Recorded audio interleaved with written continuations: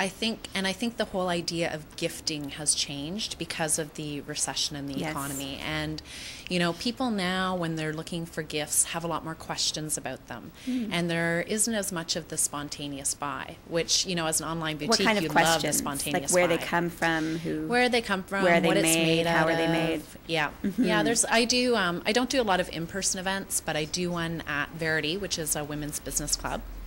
So I do that one every year. Great club, a lot of women. That's why I go. Fantastic. That's it. Somehow Randy gets there. Anytime you need arm candy, Janet, I'm there. I mean, really, That's all how I does that gotta say. happen? An all-women's club, and Randy's still there. Yes. That's where we met. Yes, I still got it occasionally. So I do a show there every year, and the great thing about doing that show is that you do hear things directly from your customer, because when you're online, you don't necessarily always hear the feedback or hear what people have to say. And based on statistics, you can guess what products are doing well, but even hearing people ask questions about them, show that they're interested, is important. And this year especially, lot more questions before purchasing. The night of the event, a lot more people getting cards, getting information, contacting you a week later to purchase it. Whereas in the past, it was really, I think, a lot more spontaneous purchasing. Like, I love it, I want it, I'm going to get it. Whereas now it's more, ooh, I really like it, don't know if I should get it, let me think about it, and then they come back and make the purchase. So the chances are they're really doing a little bit of research on the product and probably maybe doing some comparative shopping and then realizing that this is the way to go when they come back to you. It could be that, and I think too this year, especially with the Christmas season, people were being very careful about where they spent money and how they spent it. It's probably the frozen credit card. Credit card in the freezer kind of idea.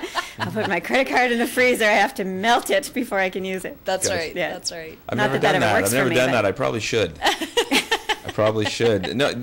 So with the gifts, have you found that, because Orangefish.ca, unique gifts, and a lot of green gifts from what as well, and have you found your product line evolving a lot in the last year? In what way? Evolving from a couple of different standpoints. Originally when we started the business, we went across a whole domain. So we wanted to feature everything from all artists, regardless of whatever they made. But, now realizing, paintings don't sell as well online. So we're going to eventually migrate out of that business and no longer carry things like that, which you can imagine spending $2,000 to $3,000 on a painting. Most people like to see it in person before they purchase it. So that's changing. The other thing that's changing as well is lower price points for items.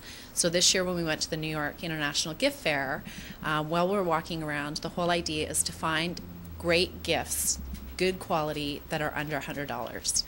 And in the past there wasn't as big of a focus on the price point, but this year, because of the economy, there is that focus. Right. People are looking for a bit of a bargain. Yeah, to feel like that. People want to get a great gift for someone. Right. They always want to make someone really happy, and they want to surprise them and delight them. But they also don't necessarily want to break the bank every single time that they're doing that. But isn't that kind of crazy? Like, I'm sorry, this is just me, but I don't care if a gift costs $5 or $500. Yeah. If you took a couple minutes to think about it, that's really where it matters, and the thought. And it seems to be like with a lot of your gifts is that they are unique and they did take a bit of thought. Like, I'm looking at these USB keys that you have here in the form of C3PO.